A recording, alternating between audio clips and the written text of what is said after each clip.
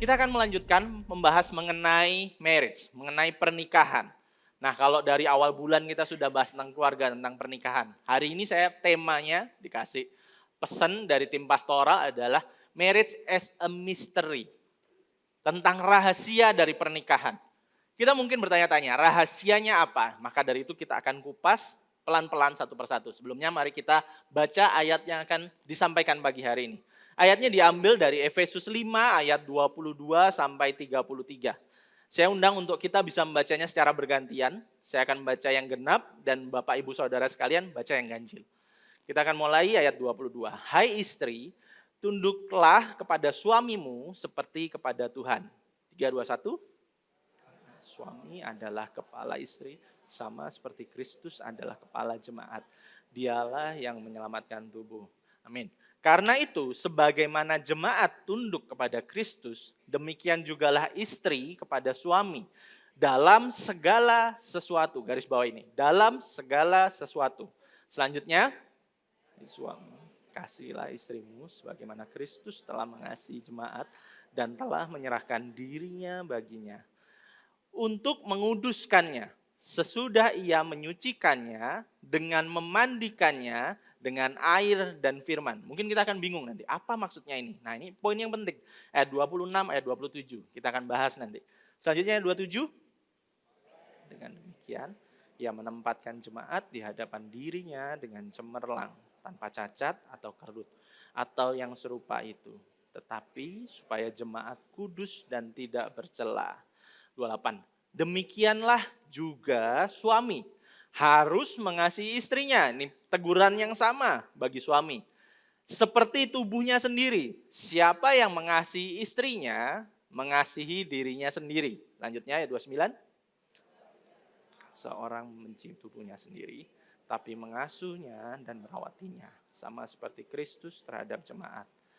Karena kita adalah anggota tubuhnya. Sebab itu laki-laki akan meninggalkan ayahnya dan ibunya dan bersatu dengan istrinya. Sehingga yang keduanya itu menjadi satu daging. Rahasia ini besar, tetapi yang aku maksudkan ialah hubungan Kristus dan jemaat. 3. Bagaimanapun juga bagi kamu masing-masing berlaku, kasihilah istrimu seperti dirimu sendiri, dan istri hendaklah menghormati suaminya. Baik, mari kita berdoa. Bapak yang mengucap syukur untuk pagi hari ini, yang mengucap syukur untuk firman Tuhan yang sudah kami baca, kami renungkan Tuhan. Biarkan firman ini Tuhan menjadi benih dalam kami bertindak. Menjadi benih untuk mengubah hati kami Tuhan, semakin serupa dengan Engkau Tuhan. Kami tahu Tuhan, pernikahan itu tidak mudah. Kami tahu Tuhan, banyak cobaan, banyak masalah yang akan kami hadapi Tuhan. Tapi kami mengucap syukur karena Engkau memberi kami kasih karunia juga, sarana anugerah-Mu melalui pernikahan ini Tuhan. Tuntun kami Tuhan, berkati agar firman ini Tuhan dapat menjadi pelita, menuntun hidup kami, mengubah kami, menjagai jalan hidup kami Tuhan. Dalam nama Tuhan Yesus kami ucap syukur dan berdoa. Haleluya, amin. Baik, jadi kalau kita sudah baca ini, saya akan memulai dengan sebuah pertanyaan. Kalau saudara bisa menikah dengan orang yang 100% cocok dengan kita. Di sini yang sudah menikah angkat tangan dulu. Oke, cukup banyak yang sudah menikah. Yang pernikahannya sangat bahagia, bisa berdehem paling keras. Lumayan lah jadinya ya, dehemnya saya dengar ya oke lah. Ya. Jadi kalau kita bahagia dengan pernikahan kita, apakah pertama pernikahan yang bahagia itu ditentukan oleh pasangan yang secara emosi sama? Bisa jadi. Cocok secara seksual. Bisa jadi. Keuangannya, hobinya, bahkan chemistry-nya. Bisa jadi. Ini poin-poin yang penting. Yang kita sebelum milih pasangan, pasti kita akan melihat ini semua. Kalau orang Jawa biasanya diajarin, pilih cari bebet, bibit, bobotnya dulu. Ya, saya nggak ngomong itu nggak penting, dan itu tidak menentukan kebahagiaan kita dalam pernikahan. Itu penting dan menentukan, tapi itu bukan yang terutama. Nah, di sini pertanyaannya, apakah kita yakin itu yang akan membuat pernikahan kita bahagia? Jadi pagi ini kita mungkin harus tanya dulu, kenapa ya Kobudi milih Cemelita. Cemelita milih Kobudi. Karena belah tengahnya kah? Atau hal-hal lainnya? Nah, kita bisa tanya nih pagi hari ini ya. Senggol dulu pasangannya. Kita akan bahas pelan-pelan, kita kupas tipis-tipis pagi hari ini. Ya. Jadi selanjutnya, waduh Pastor, gimana nih? Kalau ini ngomong tentang pernikahan, ada Matthew di sini. Sedih dia. Dia belum nikah, pasangan aja belum ada. Siapa tahu ada yang punya anak atau punya kenalan. Saya ada high quality, ada Jamie, ada Matthew. Bisa dikenalin. Nah, jadi mungkin saudara-saudara yang muda bertanya-tanya, gimana dong, gak cocok nih. Saya kalau gitu keluar aja, saya ikut ibadah teens. No. Tenang, sabar. Jadi ada bagi saudara semua yang belum menikah, kita akan bahas juga. Ini jadi bekal buat Bro Matthew, Bro Jamie, buat bekal buat kalian ya. Nentuin habis gini milih pasangan seperti apa ya. Sehingga pagi hari ini kita nggak cuman pakai materi hari ini bagi pasangan untuk refreshment ulang, kita butuh pengharapan dan arah baru ketika hubungan ini mulai terasa hambar. Ada yang ngomong, pernikahan tuh tahun pertama indah-indahnya. Nanti mulai masuk ke tahun kelima itu masa-masa mulai kemaraunya. Ada benernya, saya ngalamin juga fase-fase itu. Tapi ternyata dalam hidup ini seringkali kita akan ngerasa fase-fase Tuhan murnikan pernikahan kita. Fase-fase berantem, fase-fase beda visi, beda misi. Tapi saya ngerasain itu bahkan setelah malam pertama. Cuman masalah odol dipencet dari atas sama dari bawah. Itu jadi pertengkaran pertama saya sama istri. Pertengkaran sebelumnya adalah benerin istri rambutnya habis wedding itu dengan selain sebagainya itu disasak dan lain sebagainya. Dia nyari bedak malam itu dan tidak ketemu bedak untuk beresin rambutnya. Itu jadi kita benar-benar hektik malam itu. Jadi kalau kita bisa lihat bahwa ternyata dalam fase kehidupan, dalam fase pernikahan, ada banyak hal yang bisa bikin jadi konflik-konflik dalam pernikahan itu. Nah, sekarang fungsinya khotbah pagi hari ini bagi yang belum menikah adalah apa? Kita perlu tahu apa itu cinta sejati sebelum mengejar pasangan. Jadi tadi kan nyari bibit bobotnya, it's good, itu benar. Kita harus punya kualifikasi kalau kita milih pasangan hidup. Kenapa? Karena hampir setengah lebih kehidupan kita, nanti kita akan bersama dengan pasangan kita. Gimana kalau kita hidup bersama dengan orang yang gak cocok? Dan kalau kita janji nikah di depan gereja, satu untuk selamanya. Satu untuk sampai Tuhan yang memisahkan, sampai maut yang memisahkan. Nah, ini yang jadi pertanyaannya. Sehingga bagi teman-teman yang saat ini belum menikah, ini jadi referensi, jadi pandangan. Bagaimana nanti kelak akan menentukan pasangan hidupnya. Dan yang terakhir, bagi yang enggan menikah. Bagi orang-orang yang mungkin terpanggilnya selibat. Terpanggilnya untuk tidak menikah tapi melayani Tuhan, melayani tubuh Kristus, melayani sesama. Atau yang sebaliknya, sudah menikah namun mengalami kegagalan dalam pernikahannya. Sehingga ngerasa bahwa Tuhan, apa yang aku harus lakukan dalam hidup ini? Apakah aku sudah salah jalan atau aku harus seperti apa melihat masa depanku, melihat hari depanku esok? Kita perlu tahu bahwa hidup itu tidak gagal tanpa pernikahan. Ini kabar baiknya bagi kita semua. Karena ada pernikahan yang lebih utama yang menanti kita di depan. Baik, dari semuanya ini sehingga kita bisa rangkum jadi 2 poin, jadi aman ya saudara-saudari semua. Habis gini yang mikirin Gang Jangkrik, mikirin Kami Kuno, mikirin TSM disimpan dulu. Kita mau fokus sama firman Tuhan pagi hari ini, poinnya cuma 2, jadi saya harap bisa pendek. Kita bisa makan siang bareng-bareng tanpa nanti telat khotbahnya. Ya. Dari Efesus 5 ayat 32, rahasia ini besar, ini garis bawain. Kita mau bongkar sama-sama rahasia apa di balik pernikahan. Nah, namun Paulus menulis dalam kitab Efesus ini, rahasia besar pernikahan ini bukan hanya hubungan suami istri, tetapi yang dimaksudkan oleh Paulus adalah hubungan antara Kristus dan jemaat. Sehingga dalam membahas ini, kita akan bahas dalam 2 topik. Topik yang pertama, poin pertama, saya akan membahas bahwa pernikahan ini adalah gambaran dari hubungan Kristus dan jemaat. Gambar besarnya kita lihat dulu. Gambaran besar pernikahan itu seperti apa? Poin kedua, yang jadi poin refleksi bagi kita bahwa kita perlu Injil dalam pernikahan kita. Amin.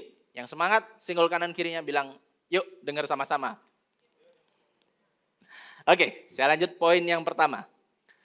Pernikahan adalah gambaran dari hubungan Kristus dan jemaat. Paulus pakai ayatnya dari Efesus 5 ayat 31. Nah, ternyata ayat yang dikutip sama Paulus ini, Paulus ini mereferkan, dapat referensinya dari Kejadian 2 ayat 24. Kejadian 22 ayat 24 ini hampir mirip, sama yang dikutip di Efesus. Berkata seperti ini, sebab itu laki-laki akan meninggalkan. Kata yang dipakai di sini leave. Ya. Oke, ya. Susah saya. Oke. Nah, better saya tunjuk aja lah. Ya. Sebab itu laki-laki akan meninggalkan. Poin pertama yang penting adalah meninggalkan apa yang diinginkan oleh Paulus ketika menulis surat ini. Poin yang pertama adalah ketika pasangan itu menikah, seorang suami, seorang istri, perlu sebuah kemandirian. Perlu sebuah keterpisahan dari orang tuanya. Mereka harus bisa mandiri, menjadi pribadi yang dewasa. Maka dari itu waktu pernikahan kemarin kita diminta untuk jadi saksi pernikahan. Pesan saya adalah satu. Kenapa kok kita itu dalam konseling pernikahan mengizinkan seseorang akhirnya sampai poin satu hal, kalian bisa untuk menikah. Kita ngelihat dari suami ataupun dari istri, mereka nggak lagi jadi boy and girl, tapi waktu mereka menikah, mereka harus jadi man and woman. Maksudnya apa? Mereka sudah mandiri, mereka bisa ngambil keputusan, mereka bisa bertanggung jawab dengan hidupnya. Karena kelak ke depannya tentu saja nggak cuma mikirin tentang suami istri, tapi suatu saat mereka akan dipercaya dengan anak. Anak-anak baik secara anak fisik maupun anak secara rohani. Sehingga poin pertama yang diperlukan adalah apa? Untuk kita live, meninggalkan. Dalam meninggalkan ini menjadi pribadi yang mandiri. Namun selanjutnya, kata yang digunakan di sini setelah meninggalkan, yang terjadi apa? Yang terjadi bersatu. Bersatu itu cleave. Kenapa kata yang dipakai dalam bahasa Inggris, dalam terjemahan KJV, katanya adalah cleave. Cleave ini lebih dari cuman sekedar bersatu secara bahasa Indonesia. Bahasa Indonesia ngomongnya cuman satu kata ini aja, bersatu. Tapi kalau kita lihat dalam bahasa Inggrisnya, ini lebih dalam. Bersatu itu seperti gambaran kayak puzzle ini. Jadi puzzle itu pasti ada kayak kuping ketemu sama kuping. Kuping sama ketemu kuping positif ketemu kuping negatif. Jadi kalau sudah nancep, kayak jari gini kalau kita tarik gampang kalau lepas. Sedangkan puzzle itu kalau kita tarik dia akan sangat lebih susah untuk lepas. Karena ada bagian yang mengikat. Itulah yang disebut dengan cleave. Bersatu dengan komitmen, dengan kait yang khusus seperti itu. Inilah yang dimaksud dengan cleave. Dengan istrinya sehingga keduanya itu menjadi satu daging. Nah, poin apa yang akan kita lihat dari kisah ini? Ternyata gambaran live and cleave, terutama dalam tentang cleave, Tuhan itu mau menunjukkan tentang hubungan Kristus sebagai pribadi Tritunggal. Bagaimana Allah Bapa merencanakan, Allah Anak menggenapi rencana itu, dan Allah Roh Kudus menjaga keselamatan itu bekerja dalam hidup kita. Sehingga kita bisa melihat bahwa keluarga itu adalah miniatur kecil daripada gambaran Allah Tritunggal. Dan kita harus tahu bahwa yang menginisiasi keluarga pertama kali adalah Kristus Yesus sendiri. Bagaimana di Taman Eden, Tuhan Yesus menciptakan, Allah Bapa menciptakan semuanya. Dan Allah Bapa berkata, tidak baik seorang pria, orang sendirian. Sehingga Allah Bapa memberikan Hawa sebagai penolong kepada Adam. Dan kalau kita lihat di Perjanjian Baru, bagaimana mujizat pertama juga terjadi di Kana. Kondisinya apa pada saat itu? Pernikahan. Dan akhirnya di Wahyu ditutup juga dengan pernikahan. Jadi pernikahan ini adalah sebuah hal yang penting. Dan Kristus, Allah Bapa, Roh Kudus melihat bahwa ini adalah hal yang indah bagi kita. Jadi bagi saudara-saudara yang hari ini takut menikah, saya encourage untuk jangan takut menikah. Menikah itu indah. Dengan semua lika-likunya, dengan semua intriknya, jangan takut menikah. Semangat ya, Matthew, Jamie semangat. Oke, ya. Nah, karena pernikahan ini indah, disinilah problemnya. Pernikahan adalah tatanan ilahi yang di dalamnya Allah mencerminkan kesatuan. Tadi cliff-nya itu. Dan kasih Kristus Tritunggal. Karena itu, garis bawah di sini, iblis berusaha merusaknya. Ini bad news-nya. Karena apa? Karena iblis benci melihat gambaran Allah. Bagaimana dalam gambaran Allah Tritunggal, itu hal yang sama dalam keluarga. Ayah, ibu, anak. 3 pribadi. 1 hakikat. Hakikatnya apa? Sama-sama kita semua manusia berdosa yang menerima warisan kasih karunia dari Tuhan. Kita semua adalah imago Dei. Adalah gambaran daripada Allah sendiri. Kita dicipta dengan luar biasa, kita dicipta dengan baik. Kita punya derajat yang sama. Hai bapak-bapak, hai ibu-ibu, bahkan anak di tempat ini, tidak ada yang derajatnya lebih tinggi. Ayah sama ibu sama derajatnya. Ayah, ibu, dan anak sama juga derajatnya. Makanya di Joy Camp kemarin, waktu kita camp sama anak-anak, ada satu message yang penting yang saya harus sampaikan ke anak-anak. Anak-anak seringkali ngerasa terintimidasi, seringkali ngerasa bahwa kita ini cuma jadi bahan marah-marahnya mama papa. Kita ini banyak kurangnya. Papa mama selalu sedih ngelihat kita, kalau kita nakal, bandel, dan lain sebagainya. Sampai saya waktu ngobrol waktu itu saya ngomong satu hal sama mereka, sama anak-anak kita di Rocky waktu itu. Sadarkah kalian bahwa kalian berpikir tentang itu semua? Kalian belajar menjadi anak. Kalian belajar, kalian gak pernah jadi anak. Dan sekarang kalian lagi masa momen-momen belajar sebagai anak. Tapi tanpa kita sadari, sebagai orang tua semua di tempat ini, kita juga lagi belajar jadi orang tua. Tidak ada satupun dari kita yang pernah jadi orang tua. Untuk setiap anak pertama kita, anak kedua kita, anak ketiga kita, Tuhan sedang ngelatih kita untuk kita belajar jadi orang tua. Sehingga melalui itu semua, kita mungkin bisa gagal. Kita mungkin bisa salah ngambil keputusan. Kita mungkin bisa mengecewakan dan sangat mungkin kita mengecewakan hati anak kita. Hati pasangan kita. Tapi di mata Tuhan, kita punya derajat yang sama. Tuhan punya kasih yang sama buat kita sebagai suami, sebagai istri, dan juga sebagai anak. Namun, apa yang membedakan dari ketiga itu? Perannya. Tuhan kasih kita peran masing-masing. Hai suami di tempat ini, kita dikasih peran gak cuma sebagai suami, tapi juga sebagai bapak, sebagai imam. Hai istri, kita bukan cuma dikasih peran sebagai istri, tapi juga sebagai ibu, dan juga yang penting nanti kita akan bahas, sebagai penolong. Hai anak di tempat ini, kita juga dikasih peran sebagai anak. Untuk kita bisa belajar, untuk kita bisa melihat teladan iman dari orang tua kita. Sehingga hal ini yang indah itu, iblis gak seneng. Iblis pengen ngerusaknya. Nah, sebuah film yang akan saya pakai referensi. Ada yang pernah nonton film ini? Bisa angkat tangan setengah tiang? Oh, gak ada. Ya, film ini gak terlalu terkenal, film ini gak cukup asik. Filmnya isinya, plotnya cuman gampang. Jadi cuman di sebuah mobil, ada 2 peran utamanya. Dan yang kelihatan di film ini cuman 2 orang ini. Sean Penn, pemenang Academy Award, Oscar, 3 Academy Award. Dan Dakota Johnson. Nah, cerita dari film ini, itu cuman Dakota Johnson diperankan di sana namanya Girly. Dia pulang, dia jemput di airport JFK, di New York. Dia mau pergi dari JFK ke kota Manhattan di New York. Dan Sean Penn berperan sebagai taxi driver. Jadi waktu itu Sean Penn sebagai taxi driver, dia jemput kliennya, dia jemput customernya, yaitu seorang Dakota Johnson. Nah, saya pakai ini namanya Pak Sean Penn-nya, ini namanya Clark dalam film itu, dan Girly. Sepanjang perjalanan terjadilah percakapan. Jadi film ini cuma dari dijemput di bandara sampai akhirnya nyampe di Manhattan, di tempatnya.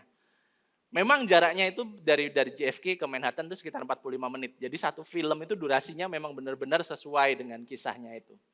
Dan di dalamnya cuman terjadi percakapan aja. Tidak ada kejadian apapun, tidak ada scene apapun. Tapi percakapannya sangat dalam.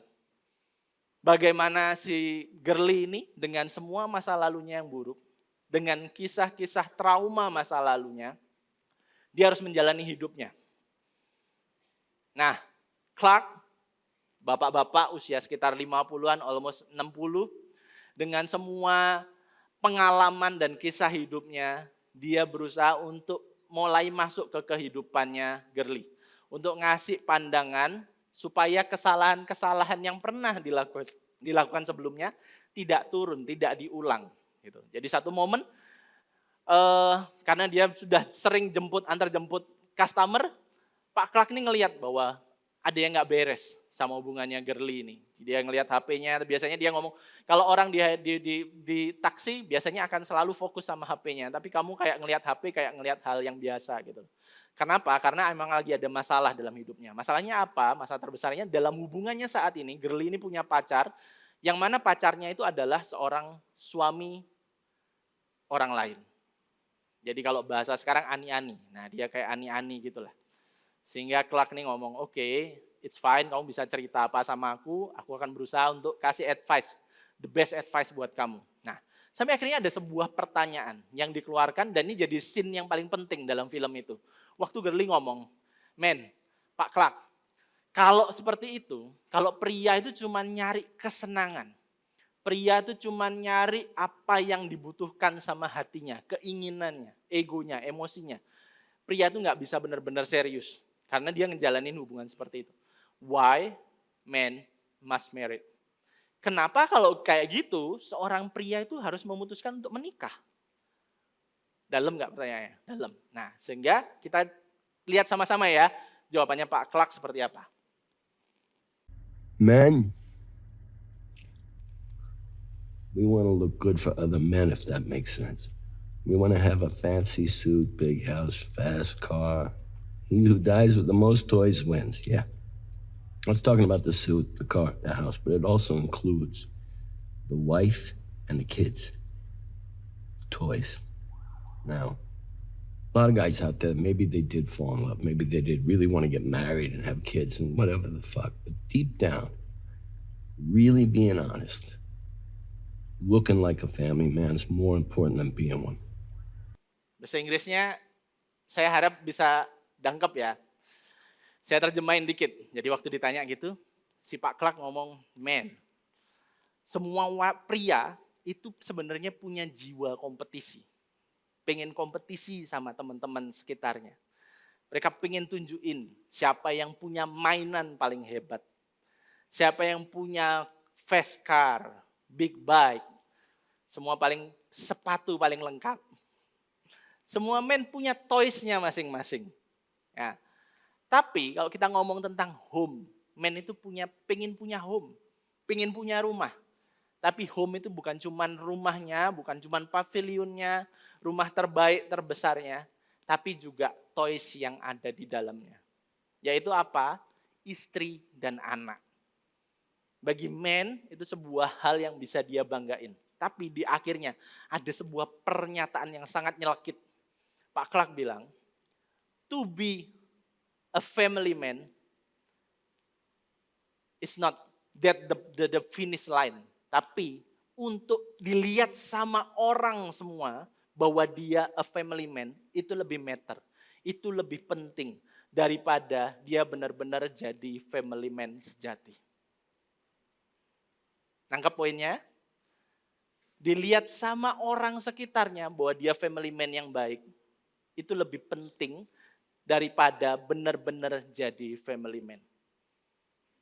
Saya konseling beberapa pasangan yang cukup muda yang ngalamin masalah ini. Pernikahannya bertahan 5 tahun, 10 tahun cuman karena transaksional aja. Kita lihat di lapisan luarnya kayak apel yang sangat indah. Tapi dalamnya bertahannya kenapa? Cuman karena anak-anak masih kecil, anak-anak masih perlu papa mama. Cuma nunggu bom waktu sampai akhirnya pernikahan ini akan hancur secara otomatis. Seberapa banyak kita ketemu orang-orang yang sekarang Cerai itu malah di umur 50, 55, 60 malah bercerai. Tanpa kita rasa bahwa pernikahan itu jadi hal yang gak sakral lagi. Jadi hal yang kita gampang ngelihat bahwa oke, gak cocok, dan pisah. Gitu. Nah, inilah yang budaya dunia tawarkan bagi kita. Inilah apa yang kita lihat sekarang mungkin jadi hal yang sangat lazim. Sehingga kalau kita lihat di sini ada dua budaya yang dibandingkan. Budaya dunia dan budaya Alkitab. Apa yang dunia tawarkan bagi kita? Dunia itu tawarkan adalah pernikahan itu hanya soal chemistry. Jadi kalau chemistry itu udah nggak ada, udah nggak cocok, udah nggak ada koneksinya, so ngapain kita harus pertahanin? Sedangkan Alkitab berkata tentang apa? Pernikahan itu dibangun di atas covenant, perjanjian, ikatan pernikahan. Budaya dunia berkata, kalau chemistry hilang, cari orang lain. Sedangkan Alkitab berkata, saat covenant, perjanjian itu diucapkan di hadapan Tuhan, dialah pasangan hidupmu. Bangunlah cinta sejati di sana. Pernikahan itu, dunia berkata bahwa pernikahan itu adalah romansa yang spontan. Love at the first sight, itu yang dikatakan oleh dunia. Sedangkan Alkitab berkata pernikahan ini adalah komitmen yang membentuk. Komitmen that change you. Nah, ini konklusinya kedua-duanya. Chemistry bisa mengawali sebuah hubungan. Benar, chemistry itu bisa. Tetapi hanya perjanjian yang bisa membuat hubungan itu bertahan. Suami istri bisa senggol, jangan lupa janji kita ya. Cinta sejati bukan api yang muncul sendiri, tetapi api yang terus dinyalakan lewat komitmen dan pengorbanan. Sehingga kita bisa lihat di sini budaya Injil dan budaya dunia. Budaya dunia berkata, saya ingin seseorang yang bisa menerima saya dan tidak mencoba mengubah saya. Sounds good? Sounds kayak kita biasanya sering juga ngomong kayak gini sama pasangan kita. Oke, kamu boleh kritik aku, tapi yang satu ini jangan dikritik. Kamu boleh kritik aku tentang semuanya, tapi tentang main bola jangan kamu kritik. Kamu boleh kritik aku tentang semuanya, tentang beli sepatu jangan kamu kritik. Atau mungkin yang lain, kita punya problem masing-masing, ya. Namun Injil berkata sebaliknya. Aku sadar akan kelemahanku dan aku butuh pertolongan Tuhan untuk berubah. Dan Tuhan kasih salah satu sarana anugerahnya adalah melalui pasangan kita, melalui anak-anak kita. Sehingga sebuah kutipan dari Dietrich Bonhoeffer berkata, pernikahan bukanlah tentang dua orang yang bahagia. Pernikahan itu adalah tentang dua orang yang menjadi kudus, garis bawahi, menjadi kudus. Ketika seorang pria dan wanita mengucapkan I will, aku mau di hadapan Allah. Mereka tidak sedang memasuki kebahagiaan, tetapi sedang memasuki salib. Salib di mana ego mereka akan mati dan kasih Kristus akan hidup. Maka dari itu kan Tuhan Yesus sendiri berkata, bahwa waktu kamu jadi muridku, kamu akan pikul salib. Pakailah kuk yang kuberikan, karena kuk itu enak. Tuhan ngomong, kita akan ngalamin ini semua dalam pernikahan. Ngalamin digesek, ngalamin konflik, ngalamin dicemberutin. Tapi percayalah bahwa itu waktu kita serahkan ke tangan Kristus, kita hidup di dalam Injil, kuk itu dan konflik itu akan membuat sebuah kebahagiaan ke depannya. Tidak hanya kuk itu enak, tapi apa? Tuhan ngomong selanjutnya bahwa kuk itu juga ringan. Artinya apa?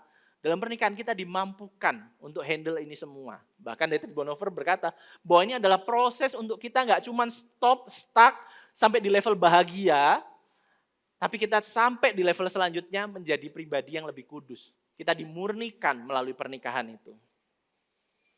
Sekarang kita akan ngomong tentang perannya. Tadi kan kita sudah ngomong tentang apa itu pernikahan, perannya.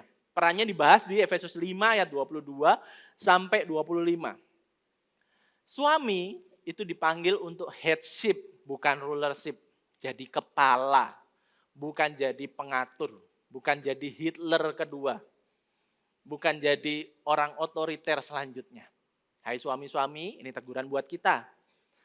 Ayat ini berkata, istri itu tunduk, suami mengasihi. Alkitab itu nggak pernah menyamakan perannya. Tetapi melalui perbedaan itulah menyatu untuk kemuliaan Allah.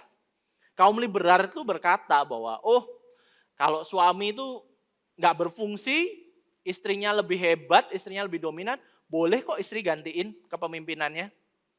Sedangkan kaum konservatif berkata bahwa nggak bisa.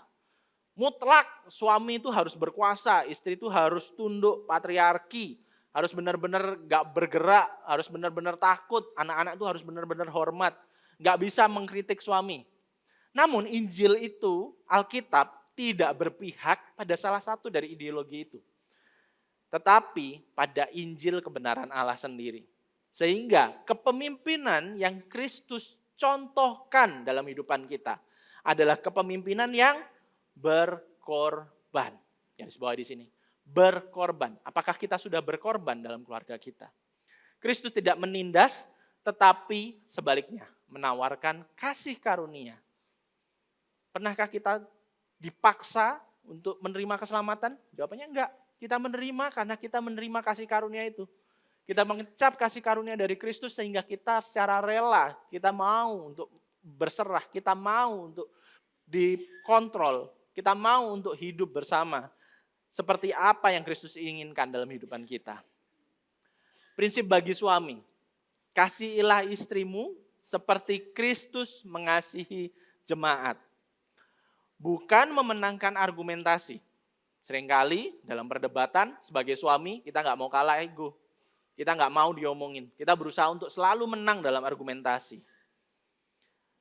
Dahulukan kebutuhan, keinginan, dan kepentingan keluarga di atas kepentingan sendiri. Headship bukan kartu kemenangan, tetapi tanggung jawab berat yang dipakai dengan kerendahan hati.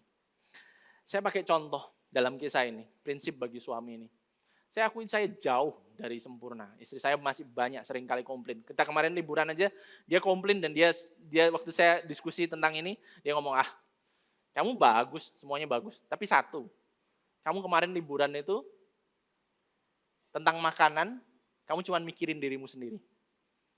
Kamu tuh sudah ngelis, sudah bikin tuh, aku harus nyoba soto ini, aku nyoba sate ini, dan lain sebagainya. Kamu gak sadar bahwa list makanan itu cuman kamu sendiri yang makan.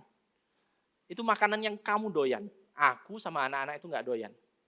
Kenapa kamu harus selalu milih untuk itu semua? Saya dengan pembelaannya, orang maunya jalan-jalan ya nyarinya makanan. Orang itu yang penting bagi saya. Gitu loh. Tapi bagi istri, apakah saya sudah ngalah?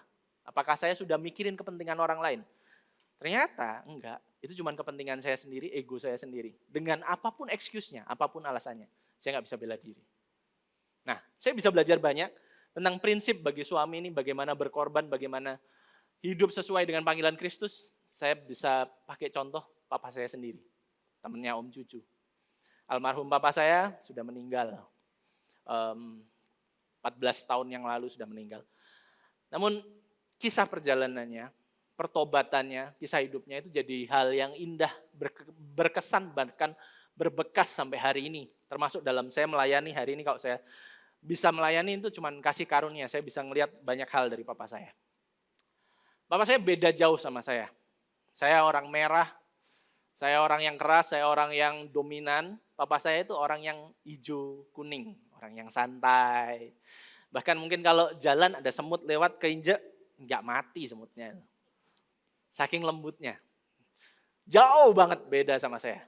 Jadi di rumah tuh yang dominan saya sama mama saya. Jadi kalau papa saya gitu lagi kalem gitu, sering saya malah koreksi, "Pah, nggak kayak gitu, Pah. Nyetirnya kurang kenceng, Pah. Bikin PPT-nya kurang bagus, Pah." Dan lain sebagainya. Saya orang yang suka ngeritik papa saya. Nah, dalam perjalanan hidup, saya ngelihat itu semua, tapi ada satu fase, papa saya itu berubah 180 derajat. Waktu itu kita melayani, papa itu melayani ada sebuah keluarga. Waktu itu saya masih SMP, saya punya Cece, saya punya kakak, jaraknya 5 tahun sama saya. Jadi Cece saya SMA, saya SMP. Papa saya waktu itu melayani sebuah keluarga ini punya problem, anaknya itu, dia punya anak satu udah besar, Anaknya mestinya kuliah, tapi karena anaknya ini punya masalah sama narkoba, anaknya nggak kuliah. Anak ini jadinya hidupnya luntang-lantung sama papa mamahnya. Nah, suatu saat itu papa mama saya lagi kerja, saya berdua sama cici saya di rumah. Nah, anak ini itu tiba-tiba lagi sakau, lagi kondisinya ngobat atau apa, nggak tahu, tiba-tiba anak ini ke rumah. Anak ini ke rumah itu gedor-gedor rumah kami, nggak ada papa mamah di sana. Cuman saya berdua sama cici. Nah, anak ini tuh punya ya naksir sama cici saya lah, saya bisa bilang kayak gitu. Gitu. Tiba-tiba ke rumah dengan kondisi yang seperti itu, kita berdua ketakutan. Nah, saya cepet-cepet telepon papa, "Pah, cepetan pulang." Papa itu posisi dari Nusa Dua, rumah kami di Lembah Pujian, jadi cukup jauh. "Pah, cepetan pulang, ini kondisi nggak aman di rumah." Papa ngomong, "Cepetan kamu cari satpam, kalau aku tinggal ke satpam, Cici sendirian di rumah." Papa saya nggak bisa ngomong apa-apa jadinya. Nah, saya langsung ngomong, "Cik, cepetan kamu naik ke atas, sembunyi di kamar." Mungkin karena gopo dan lain sebagainya, kamar pun tidak dikunci. Jadi akhirnya pintu itu pun kebuka, si anak ini masuk ke dalam, berusaha ngejar cici saya kunci kamar atas, tapi gak kekunci, jadi tahan sama kursi aja, saya cepet-cepet cari satpam ke pos satpam. Ketika akhirnya satpam cepet-cepet sudah datang, anak ini diamankan. Anak ini diamankan, dipisah, akhirnya beberapa saat, papa saya sama mama sampai di rumah. Yang dilakukan papa saya pertama kali adalah papa saya peluk cici saya. "Kamu gimana nih?" "Aman." "Aman." "Kamu ada diapain?" "Enggak ada." "Tidak ada apapun." "Aman." Selesai itu langsung papa gandeng saya, papa ngomong, "Mana anak itu?" "Di mana dia?" "Oh, lagi diamanin Pak Hudan sama satpam." Papa sama saya berdua langsung ketemu sama orang itu, tahu apa yang dilakuin papa saya yang tadi sangat lembut. Dia datang, dia tarik kerahnya, dia langsung ngomong, "Kamu kurang ajar sama anak." Momen yang saya ngelihat bahwa, papa saya gak pernah papa saya seperti itu. Tiba-tiba dia berubah 180 derajat untuk dia nunjukin kasihnya bagi keluarga. Dia nunjukin bahwa aku suami yang bertanggung jawab. Aku papa yang akan berdiri paling depan buat keluargaku. Dan gak selesai di sana. Selesai itu semua udah beres. Kita udah beresin masalahnya, keluarga udah ketemu sama keluarga. Akhirnya putusnya damai dan akhirnya sudah dilerai. Selesai. Papa yang lanjutin selanjutnya apa? Papa ketemu sama Om Arifin. Papa ngomong sama Om Arifin, "Pak, saya punya masalah dalam mengontrol emosi saya, sehingga saya mau taruh semua jabatan pelayanan saya." Namun Pak Arifin ngomong satu hal, "Enggak, kamu benar untuk kamu berdiri buat keluargamu. Saya pun akan ngelakuin hal yang sama kok saya jadi kamu." Itu momen yang saya nggak bisa lupa, yang saya selalu ingat bagaimana jadi seorang lelaki, bagaimana jadi seorang pria. Panggilan kita sebagai bapak-bapak. Apakah kita sudah berdiri bagi keluarga kita, nggak cuman membela bagi keluarga kita, tapi berkorban juga bagi keluarga kita. Nah, di sini sebaliknya. Hai istri, selanjutnya, istri dipanggil untuk tunduk seperti kepada Tuhan. Efesus 5 ayat 22 berkata, "Hai istri, tunduklah kepada suamimu seperti kepada Tuhan." Bukan berarti suami adalah Tuhan, Paulus mengingatkan kedua belah pihak bahwa masih ada Tuhan. Sekali lagi ya, bahwa bukan suami itu adalah Tuhan, tapi suami istri diingatkan sekali lagi bahwa dalam pernikahan ini di tengah-tengahnya masih ada Tuhan. Istri tetap menghormati suami bahkan ketika suami tidak sempurna. Poinnya, kita di sini menghormati bahkan ketika suami itu tidak sempurna itu dengan cara seperti apa? Berikan masukan dengan cara yang membangun dan penuh hormat. Seringkali, hai istri-istri, kita seringkali ngasih masukan, ngasih koreksi ke suami kita. Benar kita mungkin capek, benar mungkin kita lagi emosi, tapi jangan lupakan ini, berilah masukan, berilah koreksi dengan hati yang membangun, dengan hati yang penuh hormat. Inilah teguran yang Paulus ingin sampaikan. Istri itu adalah eser, penolong. Kata yang sama dipakai untuk Tuhan sebagai penolong. Tuhan tahu bahwa istri sebenarnya itu lebih kuat. Dari mana kita bisa tahu istri lebih kuat? Hai suami-suami di tempat ini, kita harus sadar, kita tiap bulan gak harus datang bulan. Datang bulan tuh sakit. Kita paling sakitnya suruh beli kiranti sama suruh beli pembalut aja ke Alfamart, kita rada malu. Tapi istri-istri ngalamin itu tiap bulan. Nah, saya itu belajar sampai saya baca artikelnya tentang ada numerik sign-nya dari 1 sampai 10 sakit melahirkan. Nah, kalau kita lihat sakit jatuh, memar itu cuma 1 sampai 3 range-nya. Para pria di tempat ini yang paling sakit itu apa? Cuman satu, sakit kebakaran, jadi luka bakar, sama sakit batu ginjal. Itu range-nya 8 sampai 9. Sedangkan seorang wanita waktu melahirkan normal, itu sakitnya 9 sampai 10. Itu sakit yang benar-benar parah. Dan Tuhan gak kasih ujian itu buat kita para laki-laki di tempat ini. Sehingga kita bisa harus sadar bahwa ternyata memang pasangan kita, istri kita yang kayaknya lemah, badannya lebih kecil, imut-imut. Ternyata Tuhan kasih kekuatan yang begitu besar bagi mereka untuk nanggung secara fisik. Secara mental dan roh, berapa banyak kita lihat suami-suami yang gak terima kalau istrinya selingkuh, memutuskan untuk berpisah. Tapi seberapa banyak kita bisa melihat istri yang kuat dan tetap berdoa waktu suaminya gak setia. Sehingga kita bisa tahu bahwa kekuatan itu benar-benar memang istri itu dikasih kekuatan sama Tuhan. Untuk apa? Untuk sebagai penolong. Namun apa? Enggak berhenti di sana. Penolong dan kekuatan itu diberikan kepada istri. Supaya apa? Supaya ia menolong suami untuk menjadi pemimpin yang baik. Inilah panggilan bagi para ibu-ibu di tempat ini. Para mama-mama. Para istri di tempat ini. Kekuatan yang Tuhan berikan dalam hidup kita. Hikmat. Bahkan mungkin dominasi. Kepintaran kita. Tuhan ingin pakai itu semua untuk kita mendorong pasangan kita. Suami kita untuk menjadi pemimpin yang lebih baik. Sehingga kalau kita bisa lihat semuanya itu seakan-akan indah. Kalau kita bisa melakukan itu, it's good. Cinta ini ternyata lebih dari sekedar bayangan. Ini juga berarti bahwa segala keindahan itu cuma sementara. Ada keindahan yang kekal, ada sesuatu yang lebih indah dari itu semua, yaitu hubungan kita dengan Kristus. Waktu kita nanti bertemu sama Kristus dalam kekekalan, kita akan melihat segala sesuatunya itu lebih indah. Seindah-indahnya cinta antara suami dan istri, itu hanyalah bayangan dari keintiman dan kedalaman kasih Kristus kepada kita. Refleksinya, ketika suami memberikan perlindungan, itu mengingatkan kita bahwa Kristus adalah pelindung yang sempurna. Ketika istri memberikan kasih sayang yang lembut, itu mengingatkan kita bahwa Kristus mengasihi kita dengan kasih yang lembut dan penuh belas kasihan. Ini gambaran dari salib. Ketika ada kesetiaan di tengah kesulitan, itu adalah gema dari kesetiaan Kristus yang tidak pernah meninggalkan kita. Kita bisa merenungkan ini dalam melihat pernikahan kita. Nah, saya kasih ada gambaran ini. Kita kemarin liburan ke daerah Malang, ke daerah Batu. Ada satu gunung yang sangat terkenal di sana, Gunung Arjuno, dengan semua keindahannya. Nah, gambar yang pertama, penuh awan. Gambar kedua clear.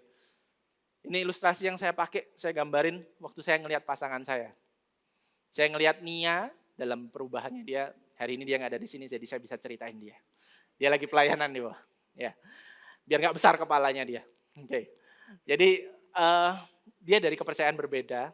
Saya kenal sama dia, saya bangun hubungan sama dia, sampai akhirnya dia memutuskan untuk saya percaya sama Tuhan, saya mau dibaptis. Kita baru pacaran 8 bulanan. Saya sampai ngomong sama dia, yakin kamu mau dibaptis? Kamu mau ikut ke gereja aja boleh kok, nggak perlu dibaptis. Sampai dia ngomong, enggak, even aku nggak sama kamu, aku tetap milih Tuhan Yesus. Nah, mulai saya ngelihat gunung itu semakin indah. Awannya semakin hilang. Awan itu kayak sesuatu yang nutupin nih ya. Nah, dalam perjalanannya ketika menikah, apakah lebih indah? Enggak. Baru kelihatan aslinya. Baru kelihatan gak cocoknya, baru kelihatan berantem-berantemnya. Mungkin awan tuh mulai kembali, mulai nutupin keindahannya. Tapi yang terjadi apa? Waktu Tuhan mulai pulihkan pernikahan kita. Dalam setiap fase musim kehidupan, Tuhan pulihkan pernikahan kita. Sampai satu momen yang sangat indah, kemarin saya bisa ngelihat sesuatu yang indah dalam hidupnya dia. Wanita itu, apalagi seorang mamah, itu paling sensitif 2 hal yang saya pelajarin sama istri saya ya. Satu adalah waktu dia PMS, yang kedua adalah waktu anak-anak ujian. Jangan diutak-atik, Bahaya. Ya. Nah, waktu itu anak-anak lagi ujian dan dia lagi PMS. Double bahayanya. Nah, kita waktu itu jadinya sekeluarga udah tahu, hati-hati, jangan bikin yang aneh-aneh. Gitu loh. Nah, cuman saya ngucap syukur dia udah menghidupi Injil, hidupnya banyak berubah.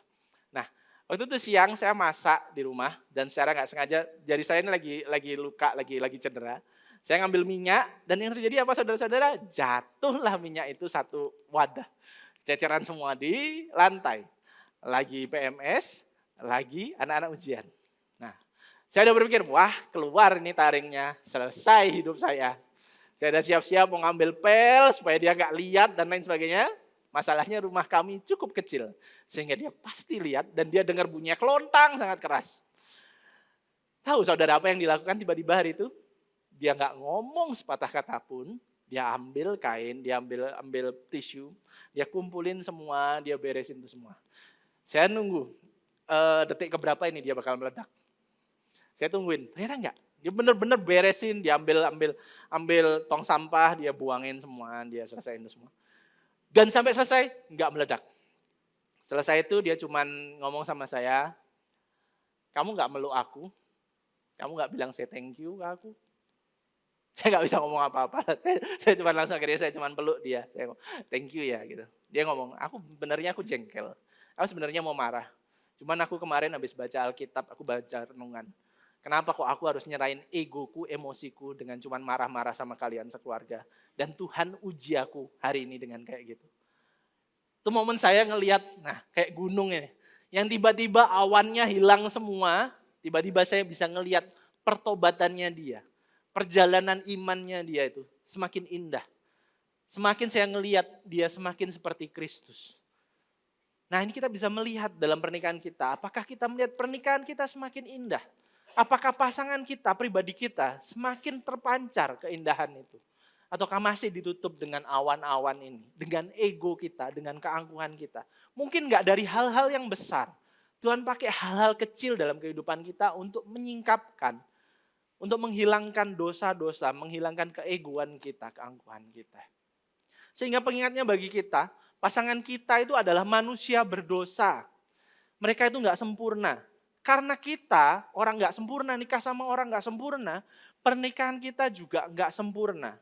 Tetapi justru disitulah kita belajar bahwa Kristuslah mempelai yang sempurna. Pernikahan di bumi ini cuma bayangan. Kristus itu adalah realitasnya. Poin kedua, saya undang musik untuk bisa maju ke depan. Injil dalam pernikahan. Sebuah kutipan dari Tim Keller dalam bukunya The Meaning of Marriage. Tim Keller berkata bahwa pernikahan adalah wadah di mana dua orang yang tidak sempurna belajar untuk saling mengasihi dengan kasih mereka sendiri.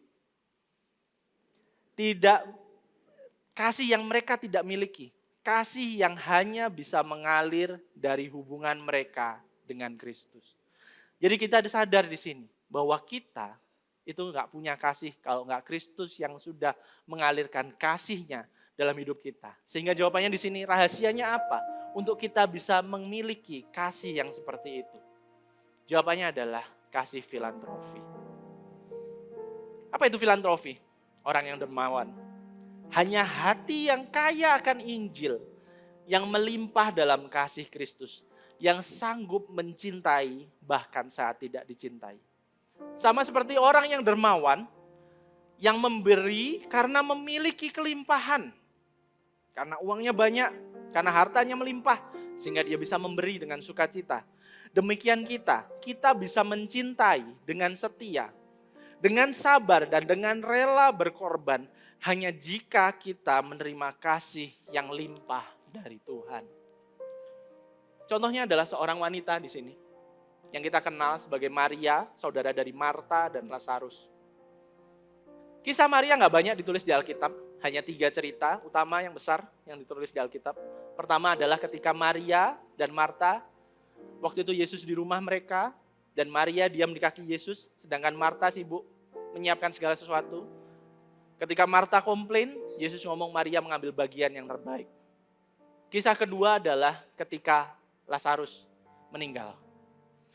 Di mana waktu itu Yesus telat datang ke Betania, tapi memang Yesus berkata bahwa memang waktunya supaya hal ini memuliakan nama Allah. Ketika Marta menghampiri Yesus saat itu, hati Yesus bersedih. Namun ketika Maria menghampiri Yesus, ada sebuah ayat terpendek di Alkitab. Menangislah Yesus. Hatinya masgul dan menangis. Dan singkat cerita akhirnya Lazarus dibangkitkan. Dan dalam cerita ketiga, Yohanes 12, dalam perikop ini dibahas tentang sebuah momen. Yaitu momen apa? Ketika Lazarus sudah dibangkitkan. Lazarus sudah dibangkitkan dan kota Betania bersuka cita. Mereka merayakannya, mereka berpesta di rumah seseorang yang bernama Simon si Kusta. Dan saat itu terjadi sebuah hal yang sangat luar biasa dan sangat mengemparkan. Yaitu apa? Maria membawa buli-buli narwastu dan memecahkannya di kepala. Yesus mengurapinya sampai ke kakinya. Sehingga harum muncul di ruangan itu. Murid-muridnya berkata bahwa mengapa pemborosan ini? Minyak narwastu tersebut bisa dijual 300 dinar. Harganya sekitar 180 juta bila dikurskan dengan kurs sekarang. Namun Maria tidak melakukannya. Maria melakukannya demi Yesus. Dan ingat satu hal, dipecahkan. Artinya apa? Semua. Kalau kita bisa tahu bahwa mungkin minyak narwastu itu adalah warisan yang diturunkan bagi dia. Tapi dia serahkan semuanya kepada Yesus. Semestinya siapa yang melakukan itu? Dua orang yang semestinya lebih pantas melakukan itu. Yang pertama adalah Lazarus sendiri. Yang menerima mujizat paling besar. Dia mati dan saat ini dia dibangkitkan. Tapi apa bentuk ucapan syukurnya? Adakah sesuatu yang tercatat di Alkitab? Gak ada. Yang kedua siapa? Ditulis di sana. Di rumah Simon si Kusta. Kalau dia disebut Simon si Kusta dan mereka berkumpul berpesta di rumahnya. Artinya apa? Dia sudah disembuhkan dari kustanya. Namun apakah ada sesuatu yang dia persembahkan yang dicatat di Alkitab? Tidak ada satupun. Apa mujizat besar yang diterima oleh Maria hari itu? Tidak ada satupun. Tapi kehadiran Yesus sudah memenuhi hatinya. Itu yang mengubah dia. Itu yang menjamah hatinya. Sehingga dia bisa memberikan yang terbaik dari kelimpahannya itu. Untuk menghormati Yesus. Sehingga kisah ini ditulis dimanapun Injil ini disampaikan. Namanya akan selalu dikenang. Apakah kita sudah penuh? Sehingga kita bisa menyalurkan kepenuhan dan kelimpahan kasih itu bagi sesama kita. Seperti yang dialami oleh Maria. Injil adalah kisah cinta terbesar. Bukan tentang dua orang yang saling mencintai. Tapi tentang satu pribadi yang mencintai kita saat kita bahkan tidak mencintai dia kembali. Seringkali kita mengecewakan. Gak cuma pasangan kita. Gak cuma anak kita. Tapi kita juga mengecewakan Kristus. Tapi inilah kabar baiknya bagi kita. Kita mampu, kita bisa melihat kesalib Kristus. Karena Yesus adalah pengantin yang sempurna. Dia ditolak di atas kayu salib supaya kita diterima. Dia ditinggalkan supaya kita gak disendirian. Dia disalahpahami supaya kita dipahami oleh Tuhan. Dia memikul beban kita supaya kita mampu memikul beban satu sama lain. Dia menjadi buruk rupa di kayu salib supaya kita diperindah sebagai mempelainya. Renungkan, kita gak akan sanggup mencintai pasangan dalam kondisi terburuknya sampai kita sadar bahwa Yesus mencintai kita dalam kondisi terburuk kita. Karena cinta sejati itu selalu menyerupai salib Kristus. Cinta sejati itu akan memberi kepada yang dikasihi. Cinta sejati itu akan bertahan demi yang dikasihi. Cinta sejati itu mengubah yang dikasihi. Efesus 5 ayat 32, rahasia ini besar. Tetapi yang kumaksud ialah hubungan Kristus dan jemaat. Menjelaskan sekali lagi bahwa pernikahan manusia di bumi bukanlah tujuan akhir, namun hanya petunjuk kepada tujuan yang lebih besar. Kita mungkin bisa berbahagia dalam pernikahan kita di dunia ini, atau mungkin kita bisa sangat berduka karena pernikahan kita di dunia ini. Namun satu hal, bahwa ini bukan finish line-nya. Ada janji kekekalan yang menanti kita di depan. Bahkan cinta terbaik di bumi tidak bisa memuaskan dahaga terdalam jiwa kita. Kalau kita ingat kisah wanita Samaria, bagaimana 5 pria yang tidak memuaskan dia. Bahkan yang saat ini bersama dengan dia adalah pria yang keenam. Ternyata itu pun tidak memuaskan dia. Yang memuaskan dia hanyalah air sumber kehidupan itu sendiri, yaitu Yesus sendiri. Cinta tertinggi bukan ada di ranjang pernikahan, tetapi cinta tertinggi ada di salib dan di pelukan Kristus Yesus. Pernikahan yang terbesar dan paling sempurna terjadi di Wahyu 19 ayat 6-9, perjamuan kawin anak domba, di mana kita kelak akan bersatu dengan Kristus dalam sukacita sejati. Inilah tujuan akhir dari pernikahan. Yaitu apa? Untuk kita mempersembahkan pasangan kita. Orang yang dipercayakan oleh Kristus bersama dengan kita dalam sisa hidup kita. Untuk kita dipakai untuk mempersiapkan pasangan kita sebagai persembahan yang indah di hadapan Kristus. Sebagai mempelai yang indah dan yang tidak bercacat celah. Sehingga aplikasinya bagi kita hari ini, bagi yang single di tempat ini, pernikahan itu baik, tetapi pernikahan itu bukan segalanya. Kita tidak perlu menunggu menikah untuk merasa utuh. Dalam Kristus, kita sudah dicintai dengan sempurna. Dia adalah kepenuhan sejati.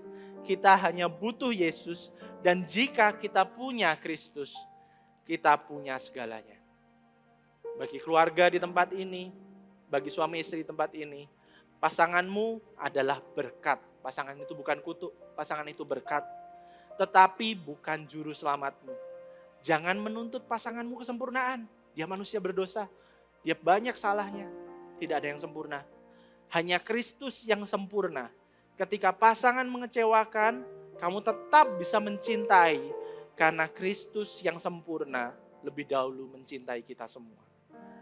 Dan yang terakhir, bagi yang pernah gagal dalam pernikahan. Injil tidak menutupi luka, tetapi juga tidak membiarkan luka itu menjadi identitasmu.